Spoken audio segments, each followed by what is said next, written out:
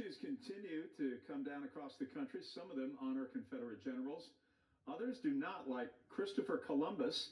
His statue is gone in, you guessed it, Columbus, Ohio. Joining me now is national columnist and pundit Ron Hart. Ron, as the old song goes, you got to have heart. What's your stance on all this? Well, I was walking across Peachtree at West Pace the other day near the Atlantic Historical Society, and they knocked me over. They thought I was a statue, so with this beard and everything. So, my home state of Tennessee got rid of a Confederate statue. They've compromised, it looks like, in Nashville. They're going to put up a statue of Dolly Parton instead, which is perfect because it provides shade for the homeless there. It's a nice compromise in Tennessee. Let's have a discussion about certain statues and where they fit or not. I'm of the camp of contextualizing it, talking about the history, what it was like 200 years ago, what that person did. I have a lot of friends who went to W&L, Washington Lee, and obviously Robert Lee's gone, but Washington Lee may be gone too. They may have to go back, and I told them they may have to go back and repeat college at this rate.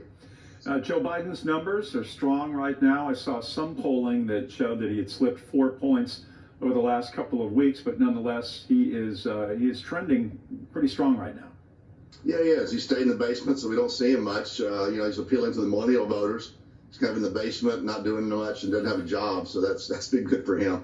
I think most people are just tired of seeing Trump, and it's been a struggle with the COVID and everything with Trump. I think he's gotten too much exposure. And, a generic Democrat or a generic Republican always beats the other party until you get to know him pretty well. So I think staying in the basement has been a good strategy for him as he kind of contemplates his vice presidential pick. Speaking of, this is July 1st, and August 1st has been the date when he is expected to select his VP.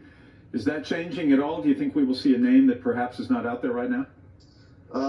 I don't think you will. I think the names mentioned will be one of them. I think Stacey Abrams from Georgia has a pretty good chance, but it's not clear to me whether Stacey Abrams is willing to step down as governor of Georgia to be vice president. We'll see. Time will tell. You notice I just sort of skipped right past that. Some baseball players and NBA players planning to sit out when play resumes. You think we're going to see that in the NFL and college? I don't know what to expect with COVID at this point. We see it continue to escalate around the country. I got to tell you, I just don't see how football is able to make it this fall. By its very nature of breathing on each other, touching, and right. I don't see it happen. Yeah, I don't understand the Major League Baseball players not playing. I mean, they're making millions of dollars. I mean, it's a binary outcome in baseball. You either make a lot of money or no money. I mean, church softball leagues, Jeff, they just don't pay well. I feel that way too. I saw the two players say they weren't going to play. I don't know. Ron Hart, thank you. We appreciate it. Thank you, Jeff.